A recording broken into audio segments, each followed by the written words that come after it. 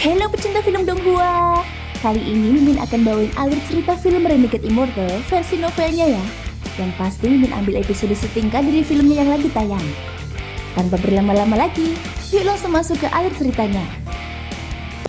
Roh binatang itu menelan jiwa dan berbalik ke arah Wang Lin. Meskipun binatang itu dikendalikan oleh perangkap binatang, ia masih sangat bermusuhan. Bagaimana mungkin ia mau dikendalikan oleh Wang Lin? Wang Lin tetap tenang saat binatang buas itu melompat ke arahnya. Dia membuat segel dan mengirimkannya ke kereta perang. Rantai segera melesat keluar dari kereta perang dan mengunci roh binatang buas itu. Binatang roh itu mulai memberontak, tidak mau menyerah. Namun rantai itu tampaknya dipenuhi dengan kekuatan yang sangat besar. Perlahan-lahan, mereka menyeret roh binatang itu kembali ke kereta perang. Roh binatang itu terus berjuang dengan sia-sia saat ia diseret kembali ke kereta perang. Saat berada di dekat kereta perang, tubuhnya mulai menyusut hingga menghilang ke dalam kereta perang. Kereta perang itu berubah kembali menjadi perangkap binatang dengan keras dan terbang menuju Wang Lin. Mata Wang Lin berbinar. Dia mengeluarkan batu roh berkualitas tinggi dengan satu tangan dan mengeluarkan tangan lainnya untuk menerima perangkap binatang buas. Saat perangkap itu mendarat di pergelangan tangannya, perangkap itu mulai menyedot energi spiritualnya. Dengan batu roh berkualitas tinggi di tangannya, Wang Lin terbang cepat. Kecepatannya tidak cepat. Saat terbang, ia mengarahkan daya hisap dari perangkap binatang ke batu roh berkualitas tinggi. Proses ini berlangsung sangat lama sebelum daya hisapnya perlahan melemah. Wang Lin menyeka keringat di dahinya. Ketika ia mengendurkan tangannya, batu roh berkualitas tinggi itu berubah menjadi debu di telapak tangannya. Kekuatan kereta perang pembunuh dewa berada di luar imajinasiku. Sungguh layak disebut harta surgawi. Namun roh binatang itu terlalu ganas. Meskipun perangkap binatang itu dapat mengendalikannya untuk sementara waktu, perangkap itu mungkin akan mengurasku sepenuhnya suatu hari nanti. Selain itu, setiap kali aku menggunakannya, aku harus menggunakan batu roh berkualitas tinggi untuk mengisi kembali energi spiritual yang hilang. Biayanya terlalu tinggi.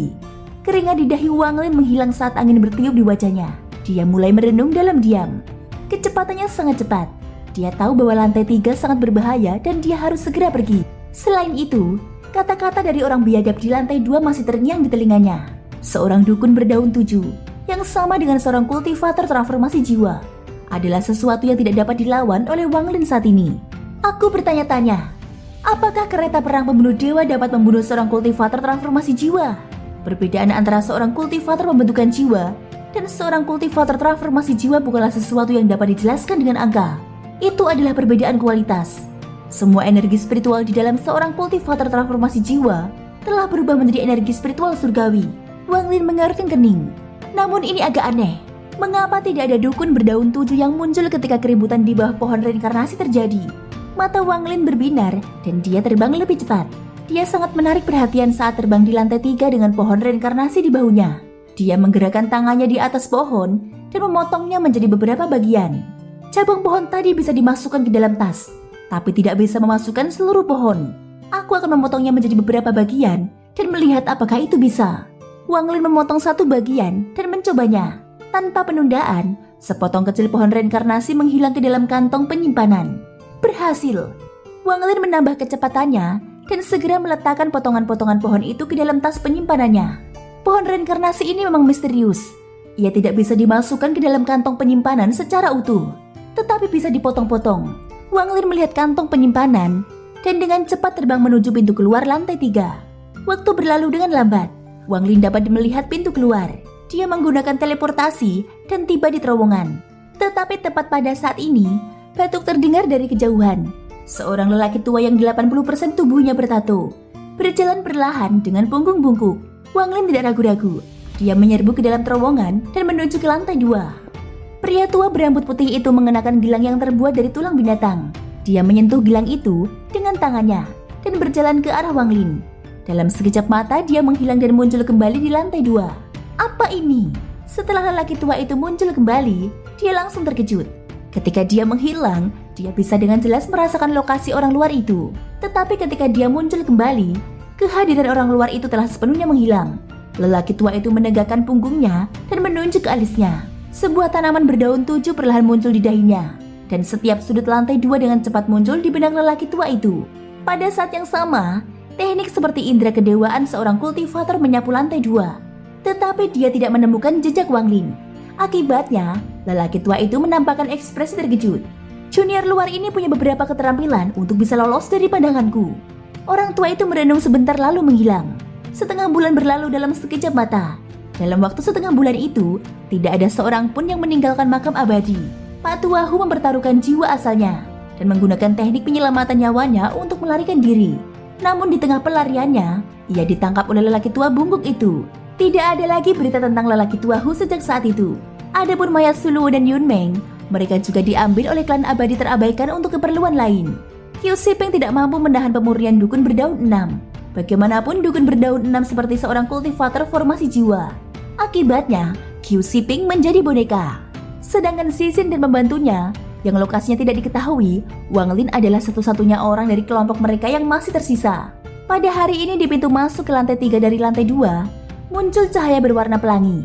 Dan tak lama kemudian seseorang muncul di dalam cahaya itu. Hampir pada saat yang sama ketika Wang Lin muncul, dia menghilang. Setengah bulan yang lalu, ketika dia melihat lelaki tua bungkuk itu ketika dia tiba di lantai 2, dia memasuki manik yang menantang surga tanpa keraguan sedikit pun. Sudah lama sejak dia harus bersembunyi di dalam manik yang menentang surga. Di hadapan dukun berdaun 7, yang sepertinya seorang kultivator transformasi jiwa, Wang Lin tahu bahwa ia tidak punya peluang sama sekali. Begitu ia terkunci, satu-satunya jalan yang tersisa baginya adalah kematian. Setelah dia muncul, kecepatannya mencapai batasnya. Dia tidak peduli tentang apapun selain pergi. Jadi dia menggunakan energi spiritual untuk terbang secepat mungkin. Jika bukan karena fakta bahwa kompas bintang hanya bisa terbang di kehampaan, dia pasti sudah menggunakannya. Dia terus berteleportasi sambil memegang batu roh berkualitas tinggi di tangannya. Saat dia hendak memasuki terowongan ke lantai pertama, sebuah tato emas muncul dan menyegel terowongan itu. Junior luar, lelaki tua ini sudah menunggumu lama sekali. Sambil terbatuk, lelaki tua dengan punggung bungkuk itu muncul di dalam tato dan dengan santai menatap Wang Lin. Hanya dengan satu tatapan, Wang Lin merasa seolah-olah dia telah sepenuhnya terlihat. Perasaan dingin menyelimuti tubuhnya. Wang Lin tidak berani mundur. Dia bisa merasakan bahwa jika dia mundur selangkah, lelaki tua itu akan membunuhnya. Dia menatap lelaki tua itu dengan dingin sambil memegang perangkap binatang buas dengan tangan kirinya.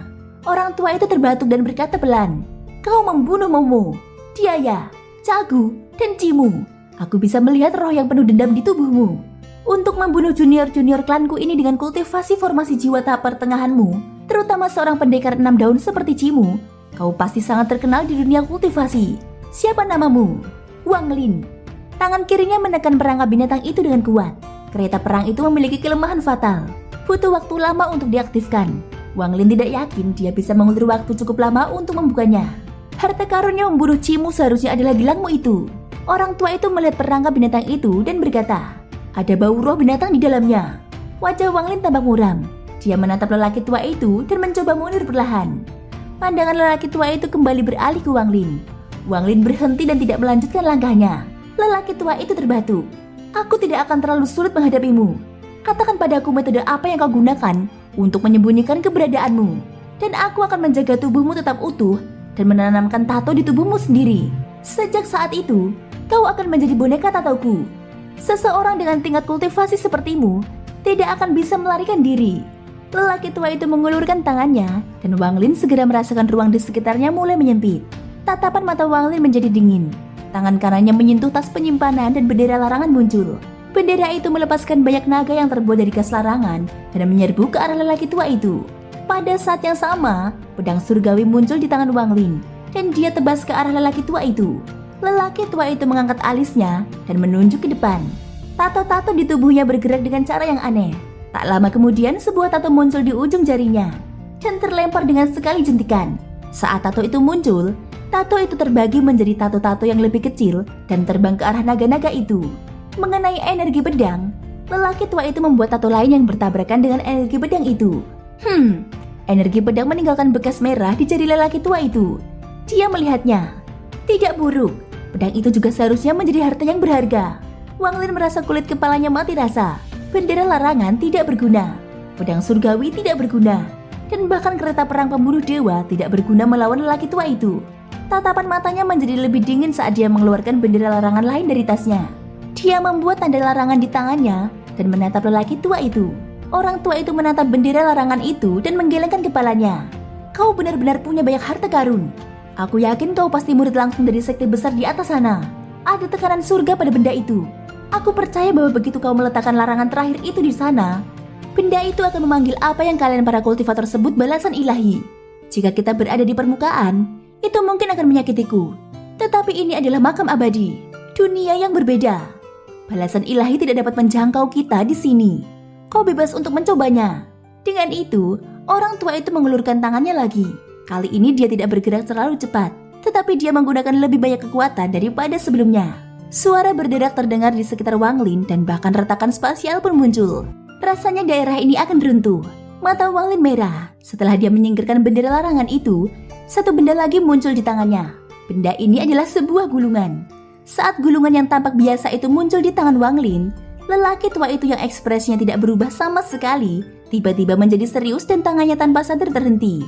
Dengan jeda ini, Wang Lin merasakan kekuatan di sekelilingnya mengendur. Wang Lin tidak ragu-ragu dan segera berteleportasi. Mata lelaki tua itu menampakkan cahaya misterius lalu dia mengejar Wang Lin. Wang Lin diam-diam menghela nafas. Meskipun dia telah menyempurnakan gulungan itu untuk waktu yang sangat lama, dia masih tidak tahu bagaimana cara menggunakannya.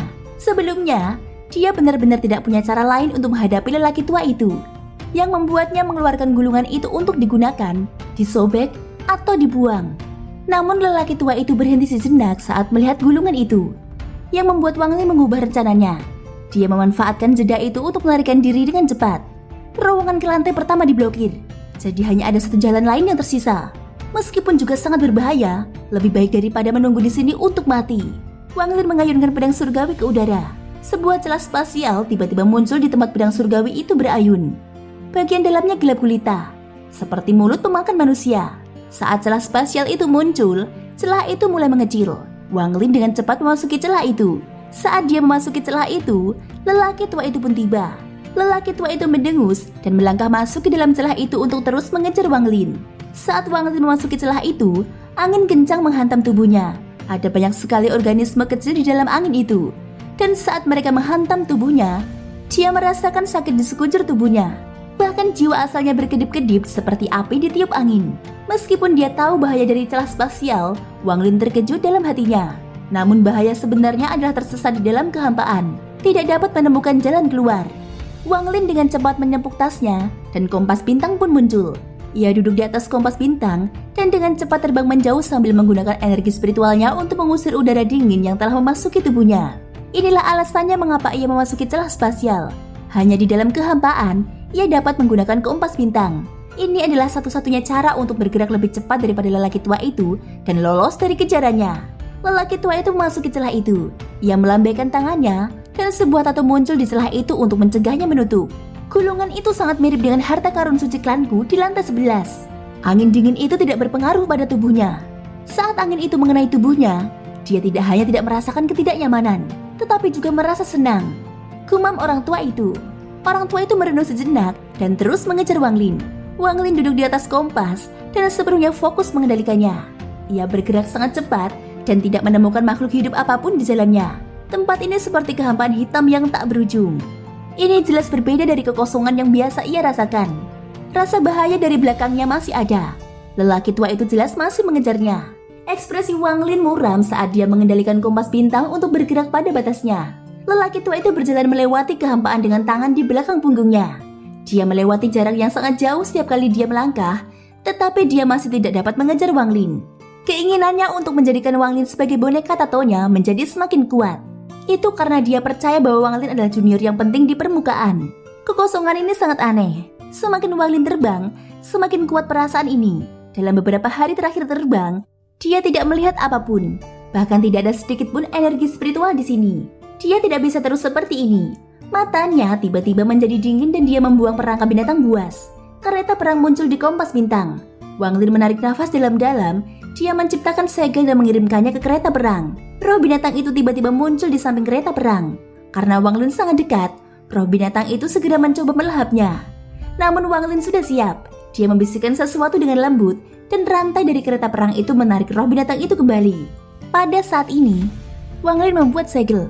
Di saat yang sama paku-paku pada kereta perang mulai memancarkan cahaya hitam. Wang Lin berbalik dan fokus mengendalikan kompas bintang. Butuh waktu untuk mengaktifkan kereta perang itu.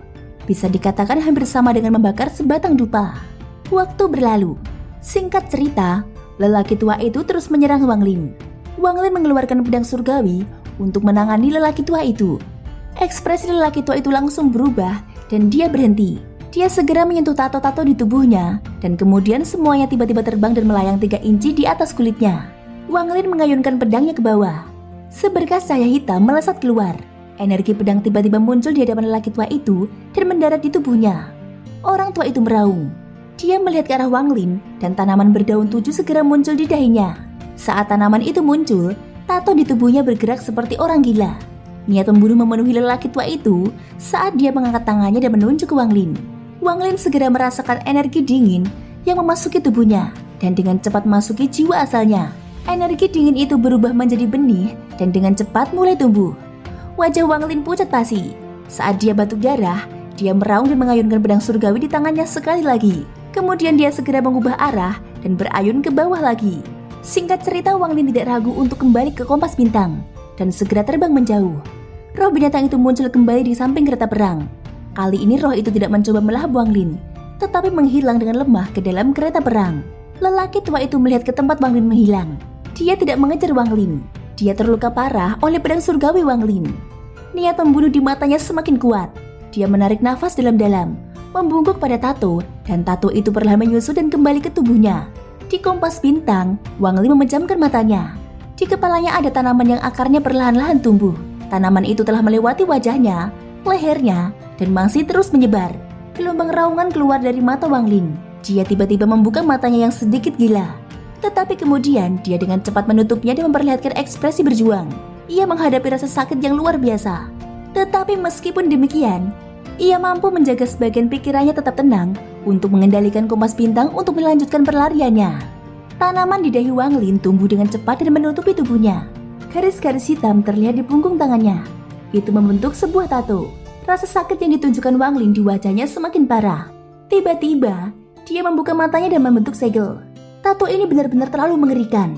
Wang Lin tampak sangat muram saat melihat garis-garis hitam di punggung tangannya. Tato itu telah menutupi seluruh jiwa asalnya seperti jaring. Itu menjebaknya. Tato yang muncul di kulitnya hanyalah refleksi dari apa yang terjadi pada jiwa asalnya. Tato ini sepertinya memiliki kehidupan. Aku hanya bisa menahannya untuk sementara. Wang Lin merenung dan mengatur tubuhnya untuk membuat energi spiritualnya stabil. Dia kemudian menyentuh kereta perang itu. Kereta itu berubah kembali menjadi gelang dan mendarat di pergelangan tangannya. Setelah menghabiskan batu roh kualitas terbaik untuk melawan hisapan dari gelang itu, dia dengan dingin menatap kekosongan di belakangnya. Wang Lin merasakan bahwa lelaki tua itu masih mengejarnya dan semakin dekat. Kalau saja kecepatan kompas bintang tidak berada di luar jangkauan imajinasi lelaki tua itu, dia pasti sudah tertangkap. Wang Lin mengumpat. Hantu tua sialan itu tidak akan menyerah. Wang Lin telah berlari selama lebih dari sebulan sekarang. Dia merasakan hal yang sama seperti yang dia rasakan ketika dia dikejar seperti buronan selama masa-masa pendirian sekte. Kalau saja dia tidak mempunyai berbagai benda yang dapat memulihkan tenaga spiritualnya, dia pasti sudah kelelahan dan tertangkap oleh lelaki tua itu. Namun tidak peduli berapa banyak pil yang dimilikinya, semuanya akan habis pada akhirnya. Ketika ia kehabisan hal untuk memulihkan energi spiritualnya guna mengoperasikan kompas bintang, maka satu-satunya hasil baginya adalah kematian. Lari, dia hanya bisa lari. Semua hartanya tidak berguna melawan lelaki tua itu kecuali gulungan itu, yang tidak dia ketahui cara menggunakannya. Karena si tua tidak sanggup mengejar, ini berubah menjadi perang gesekan untuk melihat siapa yang bisa bertahan lebih lama. Mata Wang Lin merah, dan dia mengendalikan kompas bintang untuk terus terbang. Setelah memutuskan untuk terlibat dalam perang atrisi, Wang Lin mulai sangat berhati-hati dengan setiap pil yang diminumnya. Ia tidak ingin menyia-nyiakan energi spiritual dalam pil tersebut. Orang tua itu terus mengejar. Semakin dia mengejar, semakin dia terkejut bahwa junior di depannya bisa terus terbang dengan kecepatan seperti ini selama ini. Orang ini pastilah murid dari sekte besar di sana. Mungkin juga murid Suzaku. Aku harus menyempurnakan dia menjadi boneka tatoku. Lalu saat aku mengirimnya kembali ke atas, itu akan memberikan efek yang hebat. Gumam orang tua itu. Klan abadi terabaikan, tidak dapat melewati lantai pertama karena segel Suzaku. Satu-satunya yang dapat pergi adalah boneka tato. Yang ditemui Wang Lin di luar sebelumnya adalah boneka tato. Itulah sebabnya klan abadi terabaikan mengambil mayat para kultivator yang telah meninggal. Jika tidak, lautan iblis dan semua negara di sekitarnya akan dihancurkan oleh klan abadi terabaikan. Anggota klan abadi terabaikan juga tidak perlu bertarung satu sama lain untuk mendapatkan binatang buas. Mata lelaki tua itu memancarkan cahaya misterius saat dia terus mengejar. Junior ini pasti punya banyak pil, tapi tidak peduli berapa banyak yang dimilikinya, dia akan kehabisan. Saat dia kehabisan, aku akan memurnikannya menjadi boneka. Kekosongan ini sangat besar. Wang Lin telah terbang dalam garis lurus selama lebih dari sebulan dan masih belum melihat ujungnya. Sekarang semuanya tampak persis sama seperti tempat ia masuk. Benar-benar gelap tanpa ada makhluk hidup maupun benda mati. Pada hari ini, Wang Lin masih mengarahkan kompas bintang untuk melarikan diri ketika tanaman di dahinya tiba-tiba mulai bersinar dan semua tato di tubuhnya mulai bergerak. Serangan lagi. Wang Lin segera mulai mengerjakan banyak tugas. Sebagian pikirannya diarahkan untuk terus mengendalikan kompas dan sebagian lagi untuk menekan kekuatan tato. Wajah Wang Lin tampak muram saat dia menghela nafas. Dia bisa merasakan bahwa tato itu telah menembus jiwa asalnya dan mulai menyebar. Begitu seluruh jiwa asalnya tertutupi tato, dia akan menjadi apa yang disebut orang tua itu sebagai boneka tato. Setelah memasuki makam abadi, dia melihat beberapa boneka bertato. Mata mereka semua merah dan memancarkan aura yang menindas. Mereka tidak tampak seperti manusia atau hantu. Wang Lin merasa sangat getir. Ia tahu bahwa jika pengajaran ini terus berlanjut, jiwa asalnya akan tertutupi sepenuhnya oleh tato itu sebelum ia menghabiskan semua pilnya. Wang Lin merenung. Tato ini berasal dari tanaman di antara kedua alisku. Semua orang biadab itu juga punya tanaman di antara kedua alis mereka. Karena itu tanaman, maka tidak peduli kekuatan apa yang dimiliki tato itu pasti elemen kayu. Dia menghadapi bahaya seperti ini saat dia masih di tahap pembentukan pondasi. Saat itulah dia bertemu dengan roh api binatang buas yang terpencil di Haufen. Roh api itu melahap para kultivator untuk membantu dirinya tumbuh. Pada saat terakhir, Mandik yang menentang surga muncul untuk menyerap roh api dan melengkapi persyaratan elemen api. Memikirkan hal ini, Wang Lin memutuskan untuk mencobanya. Dia menarik nafas dalam-dalam, menunjuk alisnya, dan ia berkata, "Tak terkalahkan." Sebuah bola abu-abu tiba-tiba terbang keluar dari dahinya. Ada gambar beberapa daun di manik-manik itu. Tetapi selain itu, tidak ada yang tampak aneh pada manik-manik ini. Setelah melihat daun-daun di manik-manik yang menentang surga, Wang Lin mengeluarkan suara gemuruh. Energi spiritual di dalam tubuhnya melonjak untuk membuat kompas bintang bergerak lebih cepat. Wang Lin segera menarik energi spiritualnya.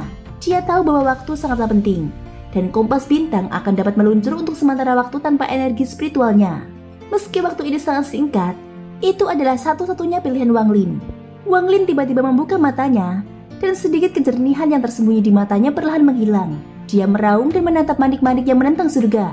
Kejernihan di matanya perlahan menghilang sebelum tiba-tiba kembali. Dia bertaruh bahwa meskipun tanaman itu tercipta dari kekuatan tato, tanaman itu mengandung sedikit unsur kayu. Selama ada unsur kayu, manik-manik yang menentang surga itu dapat menyerapnya. Jika dia kalah, maka dia akan segera menggunakan seluruh kekuatannya untuk menghapus tato tersebut. Lelaki tua itu tampaknya menyadari sesuatu dan menyeringai sambil terus mengejar. Dia yakin bahwa seseorang yang kultivasinya tidak lebih dari satu alam di atasnya tidak dapat mencabut benih itu. Dan pada saat ini, Wang Lin hanya fokus untuk melarikan diri. Lelaki tua itu muncul tepat setelah Wang Lin menghilang. Wajahnya muram saat dia menatap ke kejauhan dengan kedua alisnya bertautan. Mengapa junior ini punya begitu banyak harta yang berbeda? Dia punya sesuatu yang bisa menghilangkan benih tato. Ketika daun itu diserap oleh manik yang menentang surga, orang tua itu mampu mendeteksinya dan terkejut. Dia terus mengejar Wang Lin. Wang Lin sangat tenang. Ia duduk di kompas, menyentuh dahinya, dan ia bergumam, "Aku tidak menyangka akan menemukan keberuntungan seperti ini dalam kemalangan ini. Elemen air, api dan tanah dari manik yang menentang surga sudah lengkap. Tidak ada elemen logam sama sekali, dan elemen kayu sudah setengah lengkap. Aku ingin tahu apakah elemen kayu akan lengkap setelah menyerap tato di tubuhku," ucap Wang Lin. Wang Lin menoleh ke belakang sambil mencibir ketika melihat lelaki tua itu yang mulai melambat. "Saya harus berterima kasih kepada orang tua itu. Jika bukan karena dia, aku tidak akan tahu bahwa kompas bintang memiliki teknik pergerakan di dalamnya." Wang Lin menyentuh kompas bintang itu. Dia sangat mengagumi harta karun ini. Thank you guys sudah mendengarkan ceritaku di episode kali ini sampai akhir. Ikutin terus kelanjutan episode berikutnya ya. Semoga hari kalian menyenangkan. Sampai jumpa dan bye-bye.